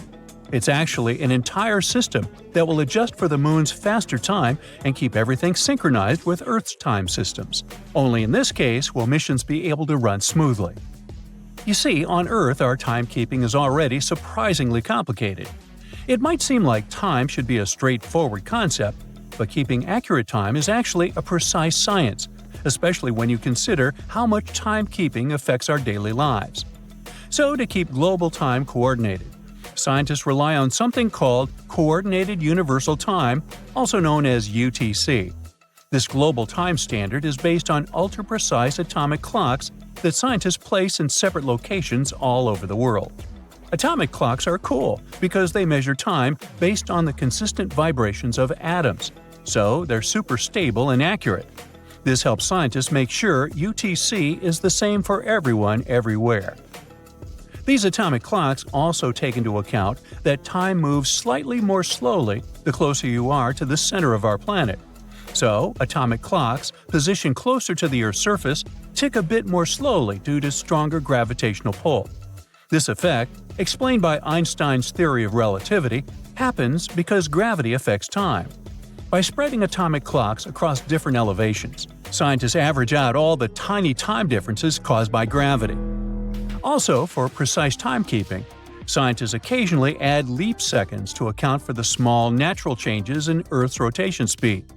It sounds pretty technical, But this process of keeping everyone on the same time helps make the modern world function. After all, precise timing is crucial for global trading, GPS navigation, and even internet communications. But time on the Moon works differently. Our natural satellite has a weaker gravitational field than Earth. That's why clocks on the Moon tick a bit faster. This difference means that lunar clocks are very likely to slowly drift away from Earth clocks if there's no correction. It can lead to big problems when astronauts need to keep in close contact with Earth or navigate around the lunar surface. NASA's solution is something called a lunar timescale. Scientists aren't going to adjust moon clocks to match Earth exactly. Instead, they want to establish a unique system that measures lunar time accurately, but is also easy to convert back to Earth time. Think of it as creating a whole new framework just for the Moon. To make this lunar time system work, NASA is cooperating with international colleagues like the European Space Agency. Together, they're setting up what they call LunaNet. This lunar network will be a bit like the Internet for the Moon. It'll make sure all the lunar clocks work together and align with Earth-based time. Just like how atomic clocks around the world coordinate for UTC on Earth, clocks on the Moon will be part of this larger LunaNet network. Now, scientists are pretty experienced when it comes to managing time in space. Global Positioning System satellites, which orbit Earth about 12,550 miles high, have atomic clocks on board. These clocks tick faster than clocks on the Earth's surface because they're quite far away from Earth's gravitational pull. But then, how does GPS navigation stay accurate? It's because scientists have figured out ways to slow those clocks down to match Earth's time. This experience with GPS clocks is a great base for what scientists need to do on the Moon. In some ways, it might be even easier than managing GPS. Scientists can work with lunar clocks as they naturally are, instead of needing to adjust them to sync perfectly with Earth. By setting up accurate lunar time from the start, scientists hope to avoid some of the complications of managing GPS satellites. And now, here's the interesting part, or maybe more interesting. To keep lunar timekeeping a reality, NASA and its partners want to set up clocks both on the lunar surface and on satellites orbiting the Moon. Some of these clocks will be long-lasting atomic clocks, and others will be crystal oscillators. Those offer stability over short time periods. Together, these clocks will create a network that scientists will be able to rely on. Meanwhile, atomic clocks for space don't come cheap. They can cost a staggering few $1,000,000 each. Luckily, crystal oscillators are more affordable, but they don't stay accurate over long periods. Once those clocks are set up, they'll work together as part of LunaNet, which will be NASA's framework for everything related to moon-based time and data networks. LunaNet will act like an internet for lunar operations. Different space agencies will contribute to it, like how internet service providers work for us on Earth. But there's another set of challenges, and it's connected with the Moon's rotation. Firstly, a day on the Moon lasts much longer than a day on our planet because it takes the Moon about 28 Earth days to make a full rotation. Plus, the Moon's equator experiences about 14 days of sunlight, followed by 14 days of darkness, unlike Earth's regular day-night cycle. And at the Moon's south pole, where NASA is going to establish future lunar missions, there are areas that stay lit or in shadow permanently. It might make it harder for astronauts to keep track of time. NASA and its partners hope to involve more countries in this project through international organizations like the International Astronomical Union. The idea is to get as many countries as possible on board with the lunar timescale, so that everyone exploring the Moon is on the same page. Now, another really exciting thing about all this is that figuring out lunar time could help other future space missions, like trips to Mars. The experience and knowledge we'll get from setting up a lunar timescale are likely to serve as a blueprint for managing time on even farther planets. That's one of the reasons why scientists are taking this lunar project so seriously. As for astronauts living on the Moon, a consistent, reliable time system will be essential, not just for navigation, but for everything from scientific experiments to day-to-day activities. NASA's Lunar Time Project is truly groundbreaking. It's the first step toward managing time as humans expand farther into space. And if they get it right, it'll mean that future astronauts won't just have Earth time to guide them, They'll also have a moon time, and even, one day, a Mars time too. Precise timekeeping matters both for the sake of scientifically understanding the passage of time on the moon and for setting up all the infrastructure necessary to carry out missions. Scientists are also eager to create a timescale from scratch because they can take everything they've learned about timekeeping on Earth and apply it to a new system on the moon. Well, I'm out of time, so bye! How about playing golf? Not on Earth, but on the moon. Let's journey back to a time 50 years ago when one astronaut turned the lunar surface into the most unusual golf course ever. Any golfer will tell you how tricky it is to avoid sand traps, but picture Alan Shepard, a NASA astronaut dealing with an entire surface that feels like super fine powder. During the Apollo 14 mission, he took a break to showcase some spacey golf skills for everyone watching from Earth. After his first shot, he excitedly made another. For him, it seemed the ball went forever and ever. Let's dial back to reality for a moment. Thanks to the research by the United States Golf Association, or USGA, we've got some numbers. They found that Alan's first moon ball traveled 24 yards, and his second stretched for 40 yards. Now, how does that compare to the average golf shots back here? In regular gravity, one usually swings to about 216 yards. Just goes to show, while we've upgraded our golf game on Earth with tech and training, the moon's low-gravity playground is a different environment altogether. Now let's give Alan some props. Moon golf? Not as simple as you might think. His club wasn't one from your local sports store. It was a makeshift one. A moon sample collector with a club head stuck to it. Add to that the bulky spacesuit he had on. Imagine trying to swing wearing an outfit that's as stiff as cardboard. With all that gear, Alan could only muster a one-handed swing. Care to have a similar experience? Well, you might not be able to play golf on the moon anytime soon, but you can give it a shot underwater. Some say the conditions are similar. Here's where it gets even more interesting. The USGA didn't just take Alan's word on where the balls landed. They wanted to investigate. For starters, they used ultra-clear footage of the Apollo 14 mission. They also used some sharp images from NASA's special moon camera, launched in 2009. Using this imagery, they mapped out the journey of those two golf balls.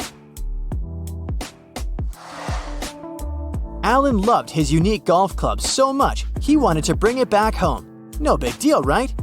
Well, you see, in those days, astronauts would leave behind unnecessary items to make space for moon rocks. But not this club. So during the 70s, this interstellar golf club found a new home at the USGA Museum in New Jersey. Unlike regular golf clubs, this one had a twist. It was crafted from aluminum and Teflon. It was built to fold and fit snugly within the tight spaces of the lunar lander. How did this whole moon golf idea even pop up? Well, in 1970, golf legend Bob Hope paid a visit to NASA. Inspired by Hope's love for golf, an idea came into Shepard's head: moon golf. To turn his dream into reality, he collaborated with a golf professional and NASA's tech specialists. Together, they crafted a club that met NASA's strict safety norms. But hey, Alan didn't want this to be just a surprise stunt. Remember, traveling to the moon required very strict protocols. They couldn't just randomly have a picnic up there, you know? So, Alan made sure NASA officials agreed with this impromptu game of golf. They were initially skeptical, but eventually gave the green light after Alan passionately laid out his plan. He also promised he'd start playing if everything went smoothly on the mission. Determined to make it perfect, Alan prepped like a champ. The story goes that he'd put on his hefty spacesuit and sneak off to secret spots so he could practice. Decades later, he'd still be reflecting on his lunar escapade. He was the only golfer to ever swing on the moon. It's not just golf balls that astronauts left behind on their trips. There were actually a lot of objects left on the moon between 1969 and 1972, the year of the last moon landing. Each time you gaze up at the moon, remember that there's a cute family photo up there, some huge science gadgets, a small statue, a bunch of, well, human waste bags, and yes, some American flags. Years have passed by, and yes, technically those items are still hanging out there, though they've probably seen better days because of the harsh conditions on the moon. Some items had a special place in the astronauts' hearts and were meant to stay on the moon. But hey, leaving some stuff behind also meant they could bring back moon samples. You know the feeling. It's like when you need to make room in your suitcase for souvenirs when you're finishing a vacation. Does NASA have a complete list of things they left on the moon? Well, not really. In fact, one team tried to create a record of some of the items and reached an amazing list of 106 left there from the Apollo 11 mission alone. And that's not counting Neil Armstrong and Buzz Aldrin's famous footprints. The largest items at each landing site were mostly the sciencey stuff, like pieces of their lunar module and experiments to study the moon in depth. Then there were some beautiful tokens, like Apollo 11's plaque and a special disc with messages from leaders around the world. Some say the astronauts also took medals to remember some heroic cosmonauts, and they even left a gold olive branch, an age-old symbol of peace. Now, later moon missions had a little more fun, like Alan Shepard did with his golf game. But the award for the most heartwarming moment goes to Charlie Duke. During the Apollo 16 mission, he left a picture of his family up there. It's like he wanted them to be a part of the adventure. Although, a heads up, those photos probably didn't age well because of the moon's high exposure to the sun's radiation. There might just be an art museum up there on our satellite too. Let me explain. There's this tiny little art piece called the Moon Museum. It's a ceramic chip about the size of your nail, and it was crafted by an artist named Forrest Myers. This tiny object showcases miniature artworks from 6 talented people. Among them are even the famous Andy Warhol, the same artist known for his iconic soup cans and celebrity portraits. Forrest Myers said he wanted his mini museum to be on the moon, but there was a problem. NASA officials weren't exactly on board with the idea. However, Myers shared with the press that he handed over this art chip to an engineer working on the Apollo 12 mission. According to Myers, this engineer secretly tucked the Moon Museum onto a leg of the lunar lander. In case you haven't figured it out yet, these lunar landers don't come back to Earth after their mission. Take this with a grain of salt though, as NASA has never confirmed this story. You might wonder, why did they leave all these things? Sometimes it was about making a statement. Other times, it was purely practical. At one point, it was mentioned that during the Apollo 11 mission, for example, a decision needed to be made. The astronauts had to quickly figure out what was essential for their trip back home. They ended up creating a cleanup spot, tossing away things they didn't need anymore. Leaving things behind on the moon isn't that different from how we leave things behind on Earth, just like archaeologists study our ancient leftovers to learn about our ancestors. The stuff on the moon gives us insights about those incredible lunar missions. Some things they left had done their job, like the pole for the flag or the camera they used to broadcast those steps on the moon. Even the tools astronauts used to collect samples were left because they had more precious cargo to bring back – moon rocks. When it comes to the current state of all these items, scientists are not entirely sure. We do know that NASA's Moon Observer has spotted some of their shadows. They're still up there.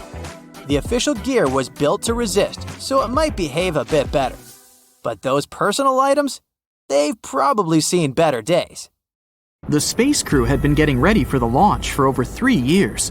The preparations for landing on the strange planet included gathering and studying rock samples in the Grand Canyon, exploring ancient volcano formations in the Nevada National Security Site, and looking into gas and lava vents, lava lakes, and pit craters in various locations in Hawaii. To be able to resist microgravity conditions, they learned how to walk obliquely by being strapped and suspended sideways and trying to move along walls. They had to test their limits through intensive diet and sleep regimens to make sure they'd be safe in outer space. It took them 3 days, 3 hours, and 49 minutes to reach the surface of this new world in a place called the Sea of Tranquility. They could have gone for the Ocean of Storms or the Central Bay, but they chose this place to land because it had good visibility, and it was relatively smooth and easily reachable with as little propellant as possible. One of the first things they noticed when they got there was that, well, the place kind of smelled. This may sound like the beginning of a science fiction novel, but it's actually the true story about how the Apollo 11 mission landed on the moon on July 20th, 1969. Since then, the moon has had 12 human visitors to this day. We think of it as our neighboring space buddy, but there's still much we don't know about this mysterious satellite.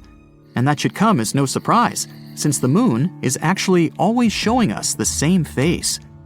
That is because the Earth and its only permanent natural satellite are in synchronous rotation, which makes us think it's always permanently still. The truth is, it's not in a fixed position, and it is actually moving further and further away from the Earth each year by 1.5 inches. Believe it or not, the Earth and the Moon, although being 238,855 miles apart, deeply influence each other. While the Moon is partially responsible for the tides of the seas and oceans on our planet's surface, our Earth is actually to blame for movement on the Moon. They're called moonquakes, and they last way longer than earthquakes, some of them up to half an hour. It may look perfectly round to us on a warm summer's night, but the Moon is actually oval. The lemon-like shape is caused by the Earth's gravitational pull. Our moon features more than footprints when it comes to traces of humans. In 1969, American astronauts left many objects on the surface of our satellite, such as 2 golf balls, a drawing by famous artist Andy Warhol, and a message from Queen Elizabeth II herself. One of the last people to walk on the moon to this day, an astronaut named Eugene Cernan, scribbled his daughter's initials on the moon's surface in 1972. Since it appears there's no wind or any other type of weather change there, the letters TDC could remain there permanently. It's actually possible to be allergic to the moon. Harrison Jack Schmitt, an astronaut from the Apollo 17 mission, spent some time in a valley in the Sea of Serenity, then climbed back into the crew's lunar module, but had some moon dust on him. Just as he removed his spacesuit, he got red eyes, sneezing fits, and other allergic reactions that lasted 2 hours. Since it's so close to us, we've established that the moon has a time zone of its own. We call it the Lunar Standard Time, but it doesn't correspond to time on Earth. To get an equivalent, the explanation is a bit more complex, but in simple terms, a year on the moon is split up into 12 days, each one about as long as a month on Earth. Each one of these days got its name after a different astronaut who has walked on the moon. The start date of this calendar coincides with the moment Neil Armstrong walked on the moon. So, the Lunar Year 1, Day 1, began on July 21st, 1969 at 2:56:15 Universal Time. Since the moon has a very thin atmosphere, it has some pretty crazy temperatures, both hot and cold. They can go up to 200 degrees Fahrenheit. Over by the moon's poles, however, the temperature is always at around minus 400 degrees Fahrenheit. Humans have tried to trace the connection between our natural satellite and the Earth for as long as we can remember, coming up with words to explain why the moon's existence influences us so. In the Middle Ages, scientists and philosophers thought that during a full moon, some people were more likely to experience different health conditions. Because they saw this inexplicable connection to the full moon, people with these symptoms were named lunatics, or at times, literally, moonsick. People are not the only creatures living on Earth that are affected by moon cycles. Dog owners are 28% more likely to take their pet to vet emergency rooms during the full moon. You may think that's the reason why wolves have this preference for howling at a full moon, more so in popular culture. But scientists haven't been able to find any connection between wolf behavior and the lunar cycles, so it might as well just be a myth. The largest known crater in our solar system is also found on our moon, and is called the South Pole Aitken.